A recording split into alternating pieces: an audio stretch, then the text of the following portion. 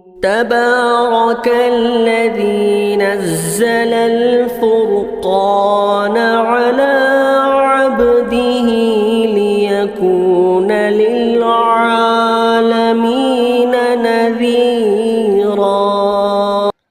سرکار دو عالم صلی اللہ علیہ وسلم نے جس مقصد کو دنیا کے اندر لے کر آئے اور جس مقصد کو لے کر دنیا کے اندر بھیجا گیا، اس مقصد کو پہچان کر اگر کوئی بندہ زندگی گزارے تو اس کی دونوں جہاں کامیاب ہو جائے گی۔ اس لیے کہا جاتا ہے کہ آدمی کو اللہ کے رسول صلی اللہ علیہ وسلم کی صرف ان کی سیرت کی باتیں زبانوں پر نہیں ہونا چاہیے، بلکہ اللہ کے رسول صلی اللہ علیہ وسلم کی سیرت، ان کے اخلاق و کردار اپنی زندگی کے اندر اپنانا چاہیے۔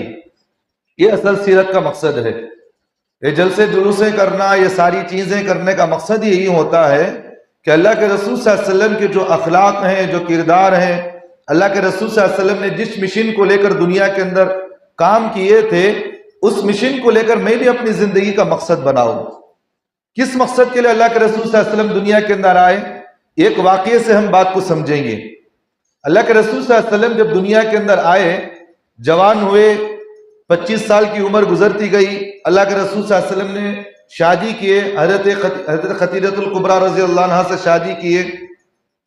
اس کے بعد اللہ کے رسول صلی اللہ علیہ وسلم نے اللہ کے ذکر کے لیے غار حرا میں جا کر، اللہ کے ذکر کے لیے جا کر وہاں بیٹھا کرتے تھے، جہاں صبح سے لے کر شام تک اللہ کا ذکر کرتے، اور پھر کچھ دنوں کے بعد یا کچھ وقت کے بعد یا دن میں ایک مرتبہ کبھی نہ کبھی جیسے وقت ملتا اللہ کے رسول اپنے گھر کو آ جایا کرتے تھے۔ جس وقت غار حرا کے اندر اللہ کے رسول صلی اللہ علیہ وسلم ذکر کر رہے تھے، وہاں اللہ کے رسول صلی اللہ علیہ وسلم کو حضرت جبریل علیہ السلام کا دیدار ہوا۔ وہاں زندگی میں پہلی مرتبہ حضرت جبریل کو اللہ کے رسول صلی اللہ علیہ وسلم نے اپنے آنکھوں سے وہاں پورے حیت کے ساتھ دیکھے تھے۔ اس کے بعد اللہ کے رسول صلی اللہ علیہ وسلم کو وہاں کچھ آیتیں، قرآن مجید کی کچھ آیتیں نازل ہوئی۔ سورۃ العلق کی کچھ ابتدائی آیتیں، اقرأ بسم ربک الذی خلق خلق الانسان من علق اقرأ وربک الاکرم الذی علم بالقلم۔ کچھ آیتیں، چند آیتیں اللہ تبارک و تعالیٰ نے قرآن مجید کی حضرت جبریل کے ذریعے سے اللہ نے اللہ کے رسول صلی اللہ علیہ وسلم پر نازل فرمائے۔ پیارے آقا صلی اللہ علیہ وسلم وہاں ان چیزوں کو دیکھنے کے بعد، وہاں حضرت جبریل نے اللہ کے رسول صلی اللہ علیہ وسلم پر جو قرآن مجید نازل فرمائے ان کو سنایا، تو اللہ کے رسول نے اپنے جسم کے اندر، اپنے دل کے اندر اس چیز کو محفوظ کرنے سے اللہ کے رسول صلی اللہ علیہ وسلم کب کب آ رہے تھے۔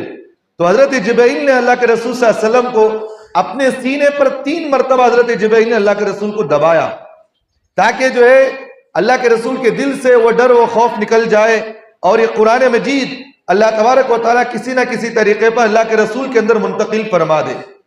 سرکار دو عالم صلی اللہ علیہ وسلم نے اس کے بعد یہ آیتیں پڑھنا شروع کیے، اقرأ بسم ربک الذی خلق خلق الانسان من علق اقرأ وربک الاکرم۔ ان آیتوں کو پڑھتے گئے۔ جب یہ ساری چیزیں گزر گئی تو پیارا حبیب صلی اللہ علیہ وسلم اپنے گھر میں گئے، ام المؤمنین حضرت خدیجہ الکبریٰ رضی اللہ عنہا سے ساری حیت کو بیان فرمایا کہ میں ذکر کر رہا تھا، وہاں میں اللہ کی تسبیح بیان کر رہا تھا، وہاں میں نے ایسی مخلوق کو دیکھا جو اپنی زندگی میں کبھی میں نے نہیں دیکھا، میں نے اپنے آنکھوں سے آج تک ایسی مخلوق کو نہیں دیکھا، اور ایسے میں نے فرشتے کو دیکھا۔ ساری حیت حضرت اللہ کے رسول صلی اللہ علیہ وسلم حضرت ام المؤمنین خدیجہ الکبریٰ رضی اللہ عنہا سے بیان فرمائے۔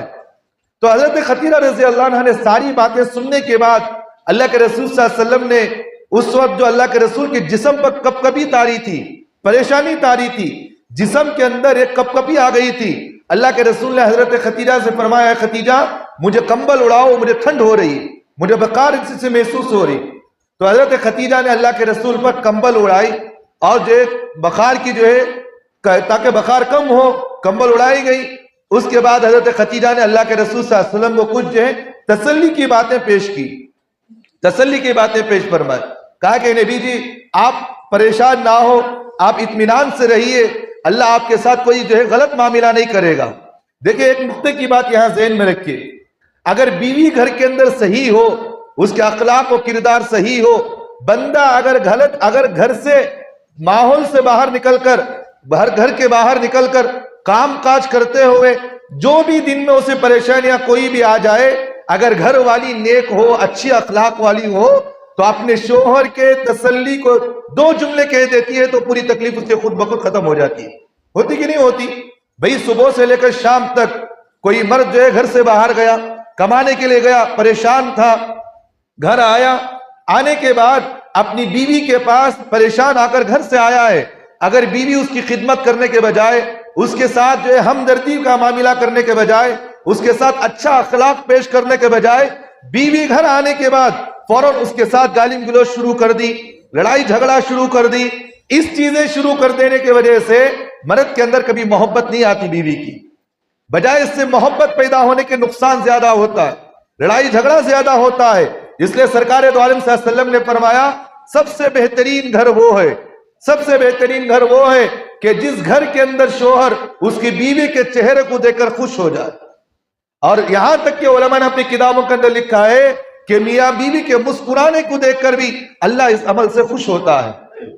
تو اس لیے ہمارے اکابرین نے اپنی کتابوں کے اندر یہ بات لکھی ہے، اور یہاں تک کہ احادیث سے بھی ہمیں یہ بات معلوم ہوتی ہے کہ جب شوہر گھر کو آئے تو بیوی کی ذمہ داری یہ ہے کہ اسے گھر میں بٹھائے، جتنی بھی تکلیفیں کیوں نہ ہو، گھر میں صبح سے لے کر شام تک کوئی بھی تکلیف کیوں نہ ہو، جیسے شوہر گھر کے اندر آئے بیوی کی ذمہ داری یہ ہے کہ اپنے تکلیفوں کو سنانے کے بجائے، اپنی پریشانیوں کو سنانے کے بجائے، شوہر جب گھر میں آئے تو سب سے پہلے اس کی ذمہ داری یہ ہے اس کو بٹھائے، پانی پلائے، اسے تسلی کی باتیں کرے، اسے یہ کہے کہ بھئی صبح سے لے کر شام تک تم گھر سے باہر رہے، کیا تو نے کام کاج کیا، کیا تیرے اوپر تکلیفیں آئی. تسلی کی باتیں کرنے سے مرد سے محبت پیدا ہوتی ہے، اس سے مرد کے دلوں میں بیوی کی محبت پیدا ہوتی ہے. آج ہمارا ماحول دیکھے گھروں کے اندر اسی وجہ سے لڑائی جھگڑے زیادہ ہوتے ہیں کہ جیسے گھر کے اندر شوہر داخل ہو، گالی گلوچ کا مزاج، لڑائی جھگڑے کا مزاج، اس سے طلاق اور خلع کے ریشو زیادہ بڑھتے ہیں. میاں بیوی کے آپس میں محبتیں نہیں بڑھتی.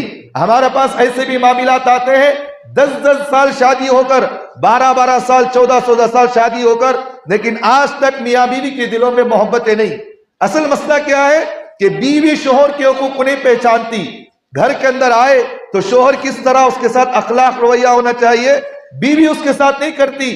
گھر کے اندر داخل ہوتے ہی تیری بہنوں نے اس طرح کیا، تیرے بھائیوں نے اس طرح کیا، تیری ماں نے مجھے اس طرح بولی، تو کیا اس سے گھر سدھرتا؟ بجائے گھر جنت کا باغ بننے کے، اس سے گھروں کے اندر اور زیادہ لڑائی جھگڑے پیدا ہوتے ہیں. تو بہرحال اللہ کے رسول صلی اللہ علیہ وسلم حضرت خدیجہ الکبریٰ کو اپنی تکلیف بیان کی، تکلیف بیان کر رہے. اس لیے کہتے ہیں تسلی دینے والی بیوی اگر کسی کو مل جائے، اچھے اخلاق والی، کردار والی، محبت کرنے والی اگر بیوی کسی کو مل جائے، یاد رکھنا وہ بندہ دنیا کے لیے اس کے لیے جنت کا سبب بنے گا. جنت اسے دنیا میں مل جائے گی.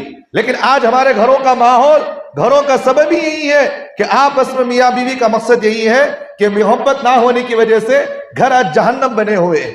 طلاق اور خلع کے ریشو آج زیادہ چل رہے ہیں. تو بہرحال حضرت خدیجہ الکبریٰ کو جب آ کر اللہ کے رسول اپنی تکلیف بیان کر رہے تو اللہ کے رسول کو حضرت خدیجہ نے کہا اے نبی جی، اے محمد، آپ پریشان نہ ہوئیے. اللہ کے رسول کو اخلاق بیان کر رہے ہیں. اللہ کے رسول کے اخلاق کو بیان کیے. کس طرح اخلاق کو بیان کیے؟